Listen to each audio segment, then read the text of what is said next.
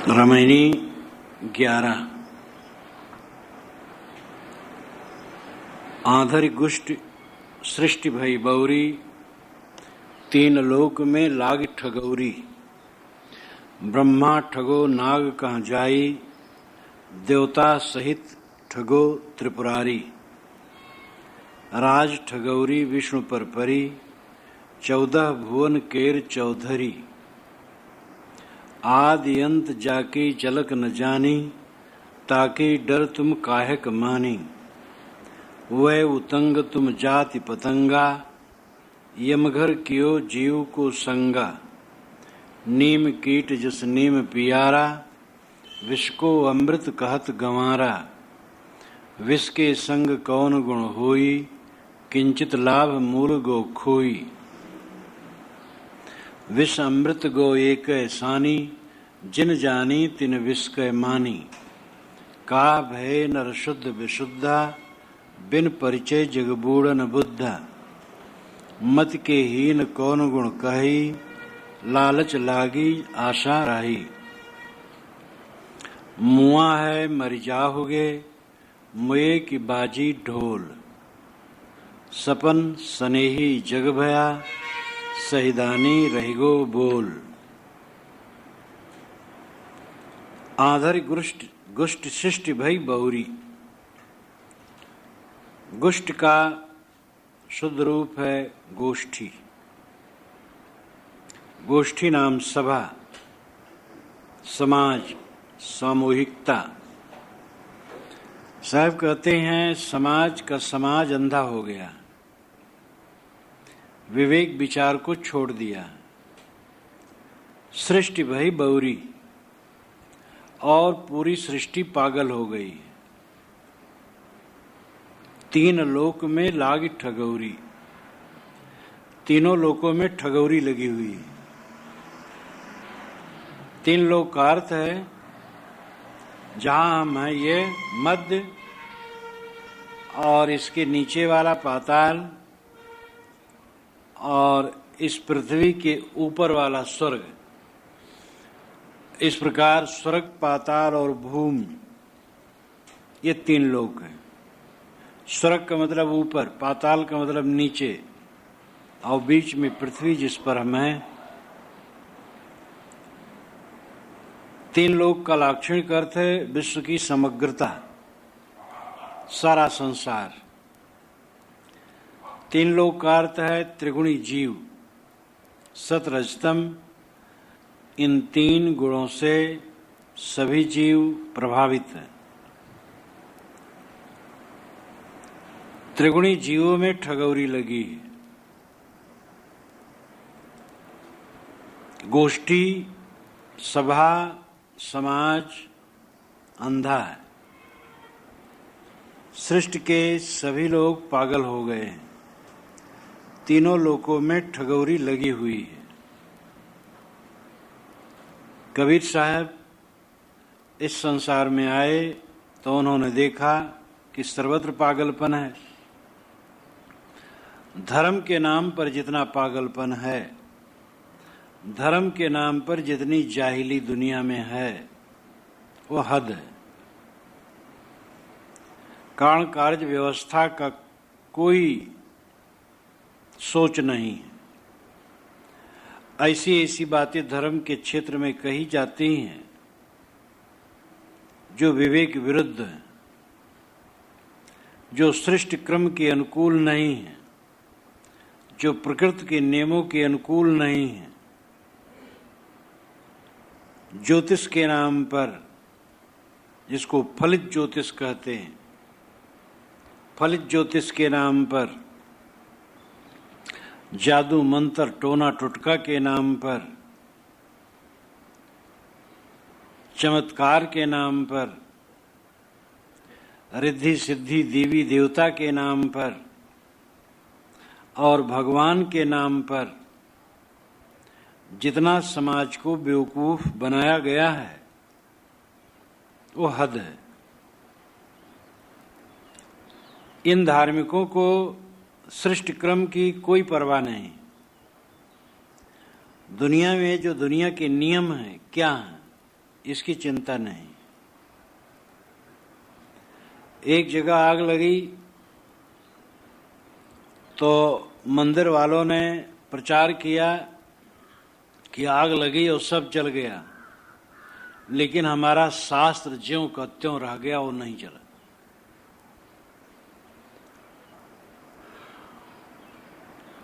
जब लोगों ने कहा कि इस प्रकार वो कहते हैं, तो मैंने कहा आग जलाई जाए और उनका शास्त्र उसमें रख दिया जाए और शास्त्र न जले, तब मान लिया जाए।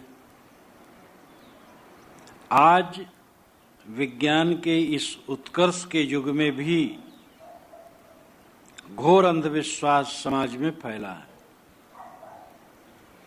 पढ़े लिखे लोग तो अनपढ़ों से अधिक डूबे हैं। दुनिया में जितनी अंगूठियां बनती हैं, 99% पढ़े लिखे लोगों में उनकी खपत होती है। रिद्धि सिद्धि पाने के लिए अंगूठी पहनते हैं जिसमें गंदगी के सिवा और कुछ नहीं। तमाम देवी देवताओं को ग्रह लगन मुहूर्त और जोगनी और किसको किसको डरते रहते हैं इंसान। स्वतंत्र बोध नहीं है और नाना मत के गुरु लोग स्वतंत्र बोध ना उनमें है न देना चाहते हैं। अगर कुछ है भी, समझते भी हैं, तो देना नहीं चाहते। वे समझते हैं समाज जितना बेवकूफ रहे हमारा काम बनेगा। साहब कहते हैं पूरी गोष्ठी ही अंधी है, पूरी सृष्टि ही पगली है, किसको समझाया जाए? काको समझाऊं सब जग अंधा। बनारस के एक लेखक ने लिखा कि कबीर जब यहाँ आए दुनिया में तो देखे सब पागल हैं।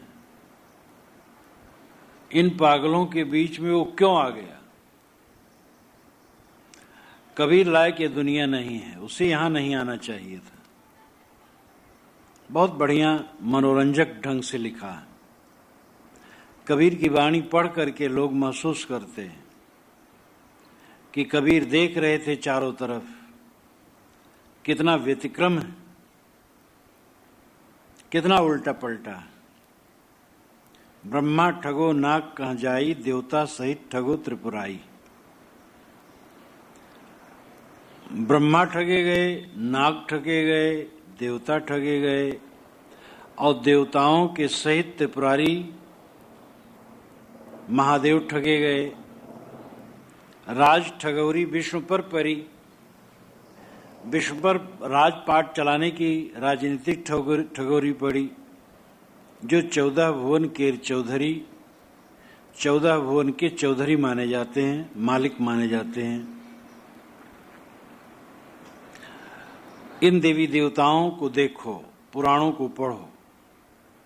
पुराणों में ब्रह्मा, विष्णु, शंकर और देवता लोग, नाग, नागवंशी, इस सब के विषय में पढ़ो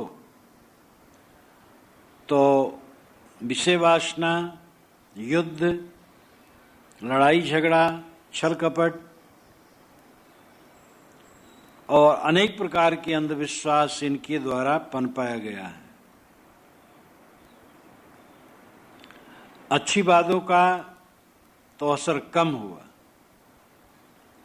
गलत बातों को लेकर के ज्यादा प्रचार किया गया है। और ये भी माया द्वारा ठगाए गए, धोखे में पड़े। बड़े बड़े देवताओं को देखो, उनके चरित्र की शिथिलता, अब आपस में कलह, ये पुराणों में भरा है। आदि अंत जाकी जलक न जानी, ताकि डर तुम काहेक मानी। जिसका आदि अंत जलक नहीं जाने, उसका डर तुम क्यों मानते हो? जलक जनक का अपभ्रंश लगता है। जनक कहते हैं जो पैदा करे, ब्रह्मा को मानते हैं कि वे सृष्टि के पैदा करने वाले हैं। और ये जनक ही कहीं जलक बन गया लगता है। वैसे जलक शब्द भी अपने आप में अच्छा है। जल, पानी, और पानी में कमल, और कमल से ब्रह्मा पैदा हुए, तो जलक ब्रह्मा के लिए कहा जा सकता है। और वैसे भी जलक ब्रह्मा के लिए ही है। जिसका आदि अंत जलक नहीं जाने, उसका डर तुम क्यों मानते हो? जो देवी देवताओं के नामों पर व्याख्या करने वाले हैं, का अर्थ भी ब्रह्मा मानते हैं। का अर्थ ब्रह्मा। जलक जो जल से पैदा हुए, जल में उत्पन्न हुए, कमल से प्रकट हुए, वे जलक ब्रह्मा। आदि अंत जाकी जलक न जानी। जिसका आदि अंत जलक नहीं समझे, ब्रह्मा नहीं समझे, ताकि डर तुम काहे मानी? उसका डर तुमने क्यों मान लिया?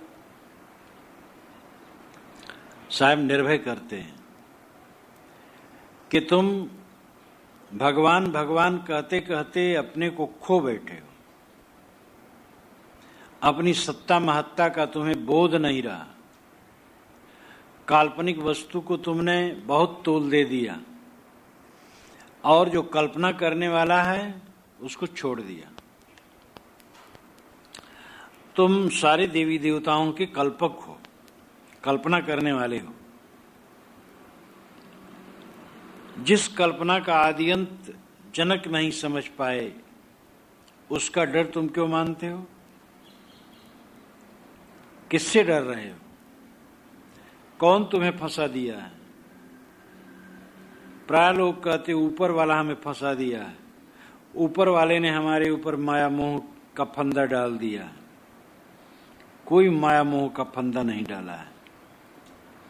अपना फंदा बना करके तुम अपने गले में स्वयं लगाए हो। वह उतंग तुम जाति पतंगा, यमघर कियो जीव को संगा। वह उतंग हो गए। उतंग नाम उत्तुंग, ऊंची शिखा। जो मन की कल्पनाएं ऊंची शिखा के समान हो गई, और तुम पतंगे की जाति के हो गए। दीप शिखा जलती है, पतंगे उसमें कूद कूद करके जलते हैं। हम अपने मन की कल्पना की ज्योति में जलते हैं। अपने मन की कल्पना में, लौ में, प्रदीप में जलते हैं। अपने मन से कल्पना बनाते हैं और उन्हीं कल्पनाओं में उलझते हैं। समाधि का अर्थ क्या है? मन की कल्पनाओं को शांत करना। मन का साक्षी बन करके मन को निरस्त करना। धीरे धीरे अभ्यास करते करते ऐसी अवस्था में पहुंच जाए मन कि मृत हो जाए, मन मर जाए, मन चंचल न हो, मन विश्राम पा जाए। ये समाधि का फल है। यम घर कियो जीव को संगा। तुमने जीव को यम के घर में झोंक दिया। यम है वासना, यम है कल्पना, मन की नाना मान्यताएं, और इसमें तूने अपने मन को डाल दिया। मन के ही खिलवाड़ में फंसे रहते हो। सारा संसार मन में उलझा है। मन की मान्यताएं उसे उलझाती रहती हैं। आदमी समझता है मैं काम कर रहा हूं, और वो मन के उलझाव में उलझा है। आजकल तो लोग और मन के रूप हो रहे हैं। अमेरिका के जो वर्तमान राष्ट्रपति हैं, उन्होंने चुनाव ही लड़ा था इस मुद्दे पर कि मैं राष्ट्रपति हो जाऊं तो समलैंगिक विवाह को कानून का रूप दे दूंगा, और वे हो गए राष्ट्रपति। तो वहां लड़के लड़के की शादी और लड़की लड़की की शादी का कानून बन गया। एक लड़का दूसरे लड़के से शादी कर लेता है और लड़की लड़की से। इतना आदमी का मन विकृत है कि प्रकृति विरुद्ध जा रहा है। अभी सुना हूं बंबई में हजारों हजारों युवक युवती लड़के लड़की कोर्ट में कह दिए हैं कि हम मित्र की तरह रहते हैं, अमुक लड़की से हम मित्र की तरह रह रहे हैं। अब कोर्ट में कोई कानून नहीं कि कह दे कि मित्र मित्र अलग हो जाओ। अब कोर्ट के सामने एक समस्या आ गई है। तो मित्र मित्र को कौन कहे अलग अलग रहो? ये उन्माद ऐसा पतन करेगा, इतना जीव को रुलाएगा और दुखाएगा। आदमी के अंदर में काम वासना का जो विकार है उससे निवृत्त होकर के शुद्ध ब्रह्मचर्य और त्याग से रहने वाले थोड़े लोग हैं। सात्विक हृदय वाले जो उस चीज को समझते हैं वह इस कूड़े कचड़े से अलग होकर के शुद्ध ब्रह्मचर्य के मार्ग में रहते हैं। बाकी लोगों के लिए विधान है कि वो जो प्रकृति ने नर और नारी का रूप दिया है, किसी नर किसी नारी से संयुक्त होकर के विवाह करके नियम से रहें, जिससे समाज में अमर्यादा न फैले। लेकिन आदमी वो सब छोड़ करके कितना अपने को उलझा रहा है। तो ये मन की आग में सारा संसार जलता है। अब आजकल जो विज्ञान की उन्नति हुई है, इस विज्ञान के कुछ अंश ऐसे हैं जो आदमी के लिए घातक है। विज्ञान की शक्ति तो अच्छी है, लेकिन उसका दुरुपयोग खूब हो रहा है। आजकल टीबी की दशा महापाप है। ये टीबी महापाप हो गया है। टीबी में अच्छी बातें दी जा सकती हैं, बहुत कुछ सिखाया जा सकता है, और ऐसी बात आती भी होगी थोड़ी मोड़ी, लेकिन सुनता हो गंदी बातें बहुत आ रही, मार काट और अनेक प्रकार की चोरी, व्यभिचारी, बलात्कार। अब ये सब चलचित्र द्वारा दिखाया जा रहा है। सिनेमा हॉल में लोग पहले जाते थे, जो वहां जाते थे जा पाते थे वे देखते थे। आज तो घर में अपना बैठे और खोल दिए और सारा कूड़ा कबाड़ दिमाग में भर रहे हैं।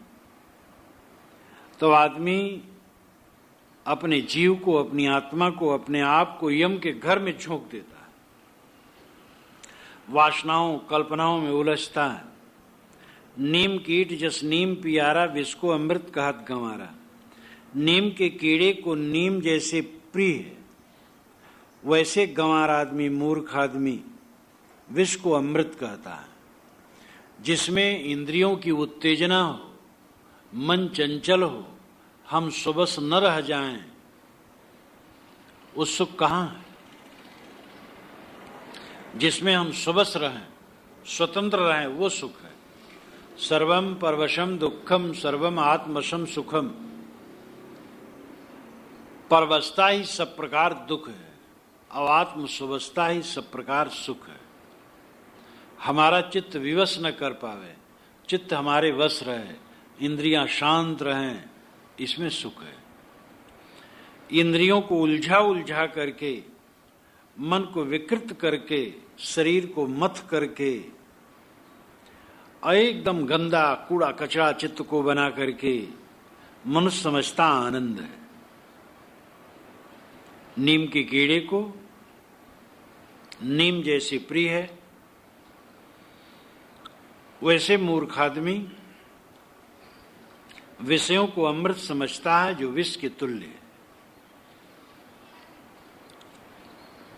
विष के संग कौन गुण हुई, किंचित लाभ मूल गोख हुई। साहब कहते विष के संग में कौन गुण होगा?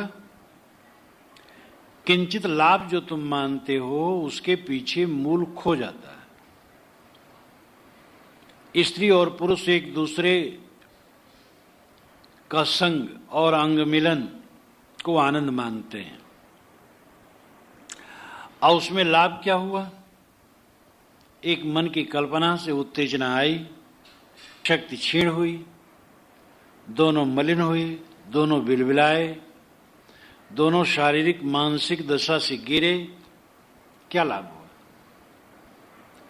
किंचित लाभ, उनके मन का किंचित लाभ हुआ, क्षणिक आनंद। और वो आनंद कौन सा है जिसमें पीछे पीड़ा हो?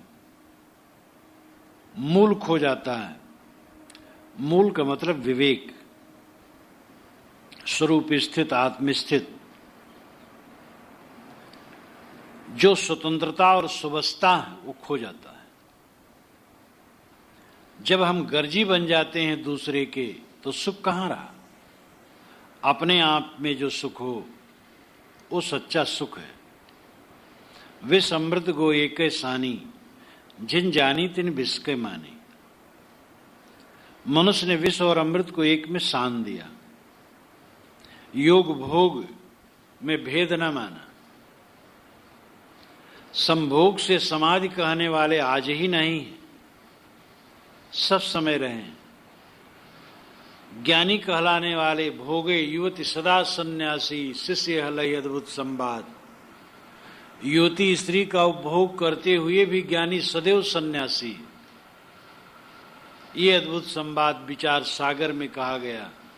विचार सागर कहा जाए कि बिगाड़ सागर कहा जाए? ये ठीक है कि उसमें वैराग की बातें भी हैं, ज्ञान की बातें भी हैं, लेकिन बहुत बढ़िया लड्डू बना है और थोड़ा जहर मिला है, तो क्या मतलब हुआ? खाने में थोड़ा मीठा लगेगा, अंत में मार डालेगा। संसारी विषय वासना में डूबे हैं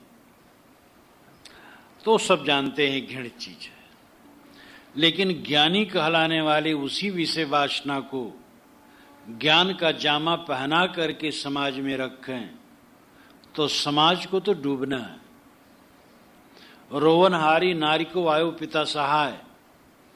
एक स्त्री रोवासी थी, रोने को उसका मन था, इतने में उसका पिता आ गया तो पिता पैर पकड़ करके रोने लगी।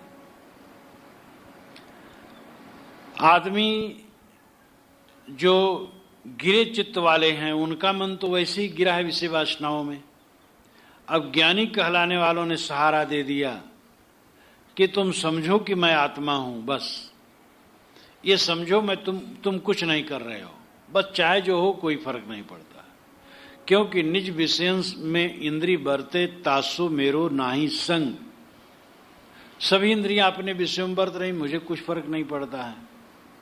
ना मैं इंद्री ना मोह में इंद्री, मैं साक्षी कूटस्थ असंग। ना इंद्रियां मेरे में है ना इंद्री में मैं हूं, मैं तो साक्षी हूं, कूटस्थ हूं, असंग हूं। इसलिए भोगो विषय की त्यागो इंद्री, मोह को लगे न रंचक रंग। चाहे इंद्रियों से भोग करो और चाहे त्याग करो, कुछ भी फर्क नहीं पड़ता है, मैं निर्लेप आत्मा हूं। यह विचार कितना भयंकर है, कितना विनाशक है।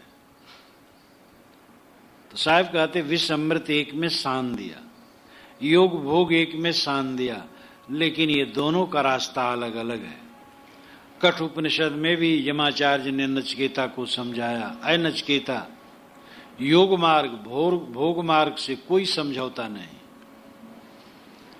और अगर कल्याण आदमी चाहे तो भोगों का त्याग करे। जिन जानी तिन विष के मानी, जिन्होंने समझा ठीक से वे विषयों को विष करके ही समझा, और मन वाणी कर्मों से विषयों का परित्याग उन्होंने किया। जो चित्त पर सदैव सावधान रहता है उसकी विषय वासनाएं निवृत्त हो जाती। कुसंग का त्यागी हो, विजाति घट का कुसंगत न करे। स्त्री साधिका है तो पुरुष, और पुरुष साधक है तो स्त्री की संगत न करे। और जो रजोगुणी लोग हैं उनसे दूर रहे।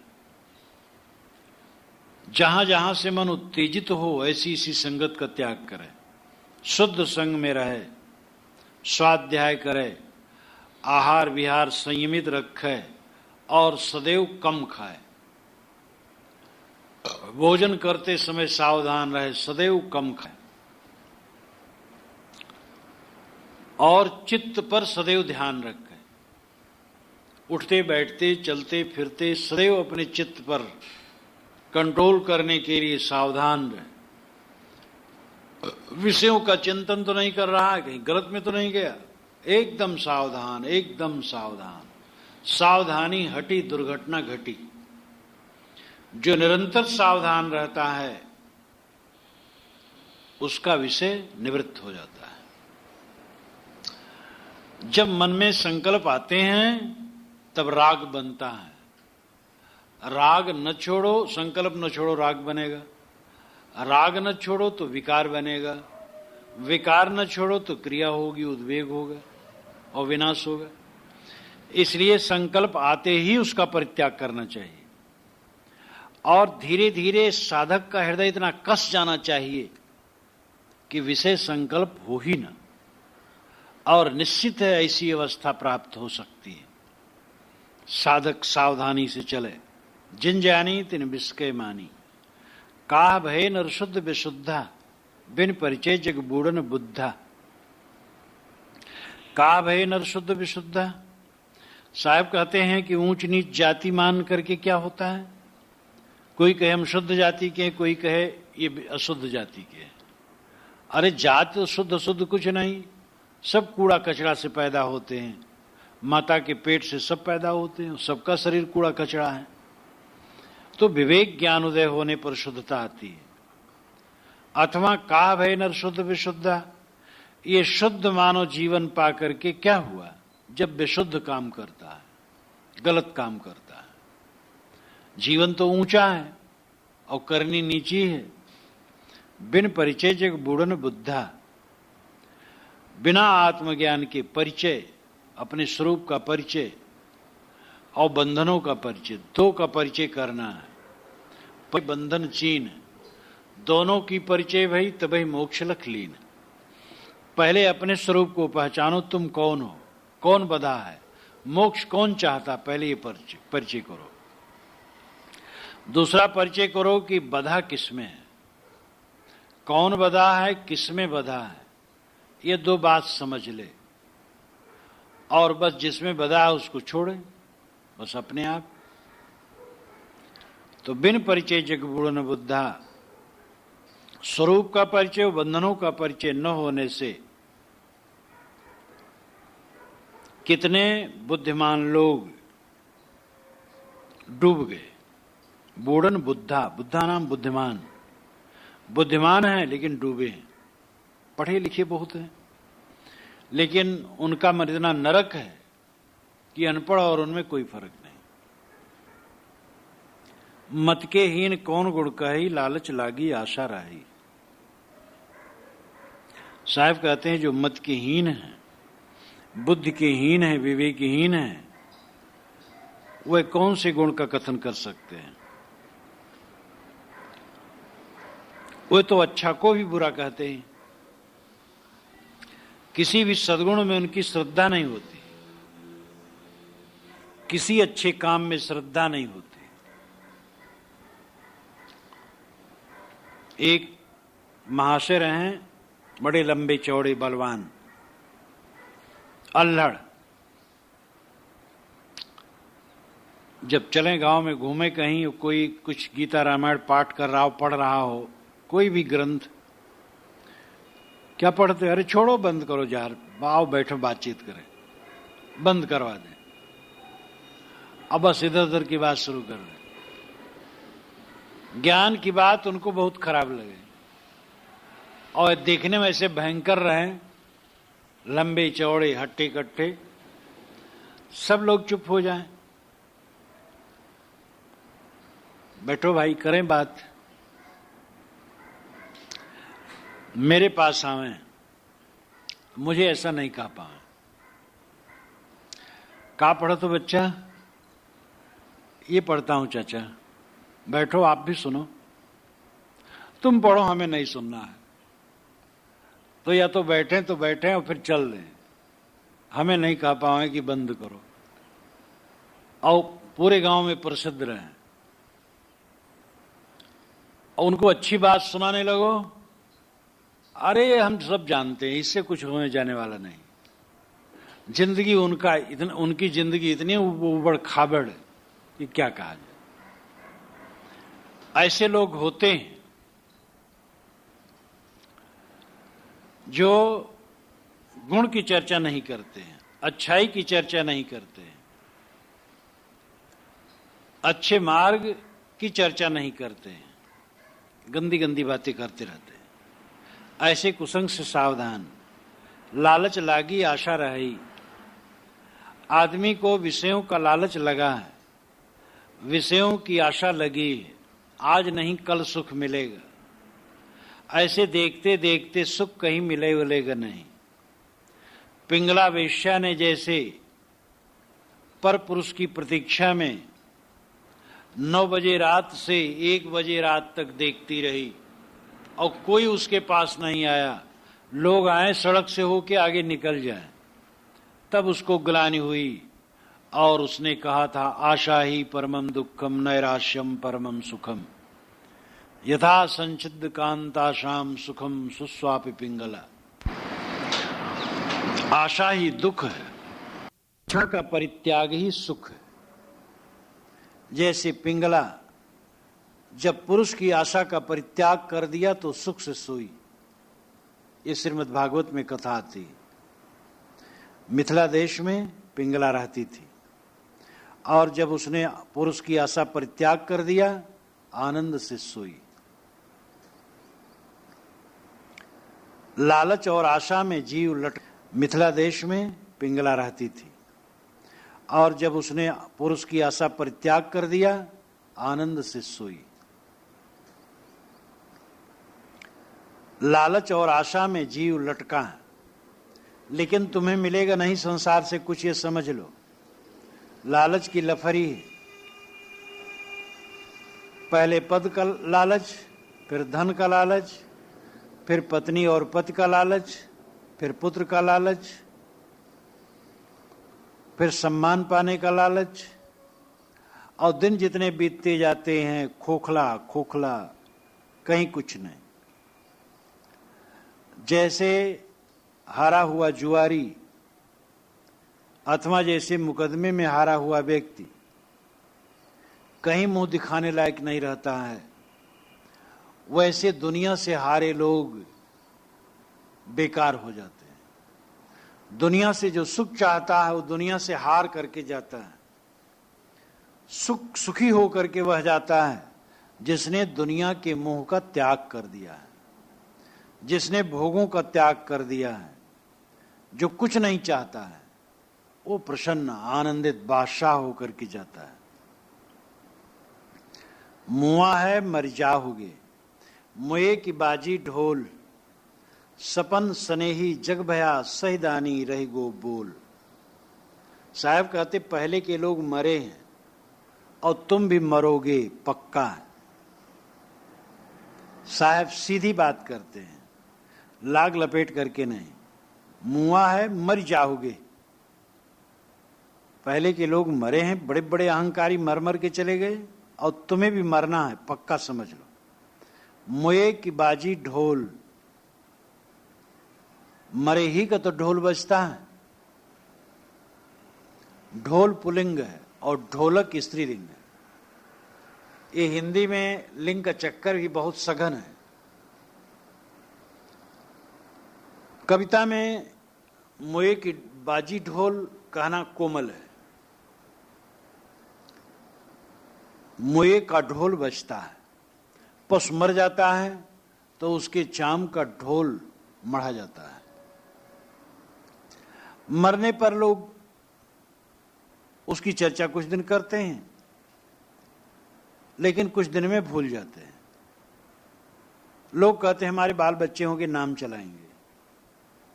तुम अपने बाबक कौन नाम चला रहे हो? भूल गए हो एकदम। और परदादा का तो नाम भी कितने लोग नहीं जानते हैं। क्या कोई नाम चलाता है? सपन स्नेही जग भया सैदानी रहेगो बोल।